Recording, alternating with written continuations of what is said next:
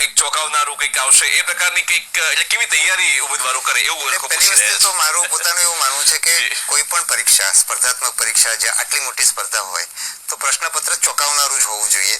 એ કોઈ પણ પરીક્ષા બોર્ડ છે, દાખલા તરીકે એજીપીએસસી હોય કે યુપીએસસી હોય, હું પણ એ બધી પ્રક્રિયામાંથી પસાર થયો છું.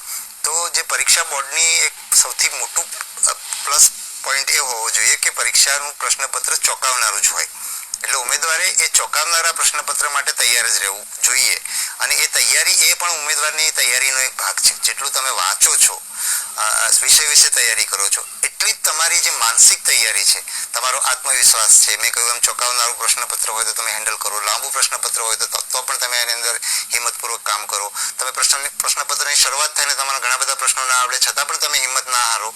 આ બધું કરવાનું, આ બધું બહુ જરૂરી છે. કારણ કે જો પ્રશ્નપત્ર ચોંકાવનારું ના હોય તો કેટલાય બધા કોચિંગ ક્લાસીસ ચાલે છે.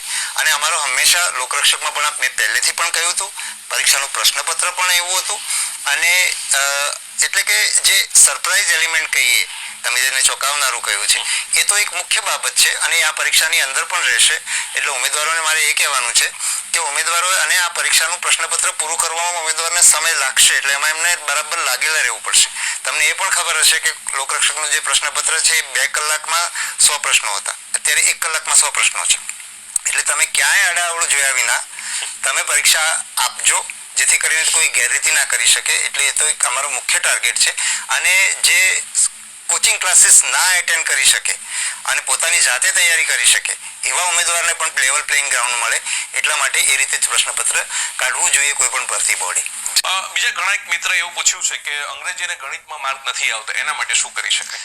એના માટે હું તો યોગ્ય નિષ્ણાત નથી, પરંતુ ઉમેદવારો એવું કરી શકે કે ભૂતકાળના અને જુદી જુદી પરીક્ષાઓના, કારણ કે જરૂર નથી કે પંચાયતમાં ભૂતકાળમાં જે પ્રશ્નો પૂછાય હવે પૂછાય, જીપીએસસી છે, બીજી બધી સ્પર્ધાત્મક પરીક્ષાઓ છે, ગુજરાતની, ગુજરાત બહારની, એમાં જે વસ્તુ પૂછાય છે એ બધા એવા પ્રશ્નો કઈ રીતે સોલ્વ કરવા એનું એ પોતે એક તૈયારી કરે. કોઈ ગણિતના શિક્ષકની મદદ લઈ શકે અથવા પોતાનામાં મિત્રોમાં પણ એક જેનું ગણિત સારું હોય એની મદદ કરીને પોતે જે બેઝિક ગણિત છે એ ગણિત પોતે પ્રોપર વ્યવસ્થિત આવડતું હોય અને પ્લસ એમની મેન્ટલ એબિલિટી હોય કે પ્રશ્નમાં જે પૂછાયું છે એને પ્રોપરલી સમજી અને એ પ્રમાણે એને જે ગણિતની આવડત છે એની સાથે એપ્લાય કરે તો મને લાગે છે કે પ્રશ્નમાં સારું પરિણામ આવી શકે. જી, બીજા એક પૂછી રહ્યા છે ઉમેદવાર કે વાંચીએ છીએ છતાં પેપર સામે આવે ત્યારે એવું લાગે છે કે કંઈ વાંચ્યું જ નથી અને દરરોજના વાંચન છતાં જાણે કંઈ જ વાંચ્યું ન હોય એવું લાગે છે.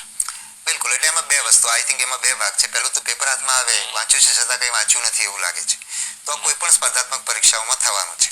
અને મેં પણ સિવિલ સર્વિસ 4 વખત આપી છે, પ્રિલિમ 4 વખત પાસ કરી છે, મેઇન 3 વખત પાસ કરી છે, આઈ થિંક મેઇન 3 વખત પાસ કરી છે, 2 વાર હું સિલેક્ટ થયો છું. અને દરેક વખતે અને છેલ્લી પરીક્ષામાં જ્યારે આઈપીએસ થયું ત્યારે પણ એમ જ હતું કે હવે વધારે એક એટેમ્પ મળે, આ વખતે તો કંઈ વંચાયું જ નહીં, આવતી વખતે સરસ વાંચશું. પરીક્ષા મેં અગાઉ પણ કહ્યું છે, ફરી કહું છું કે પરીક્ષા પૂરી થાયના બીજા દિવસથી બહુ વધારે ગતિથી પરીક્ષામાં દરમિયાન વાંચતા હતા એના કરતાં વધારે ગતિથી વાંચવાનું શરૂ કર્યું છે. એટલે આ દરિયો છે ને, દરિયામાંથી પૂછાય છે. એટલે હંમેશા એવું લાગવાનું છે કે મેં કંઈ વાંચ્યું નથી. એટલે કંઈ વાંચ્યું નથી એના કરતાં કંઈ જે વાંચ્યું છે એમાં મેં સરસ તૈયારી કરી છે. હું સરસ જ કરીશ, જે પણ આવે છે એને હું ડીલ કરીશ, કારણ કે લાઈફમાં પણ જે પણ આવે એની સાથે કામ પાડવાનું હોય છે.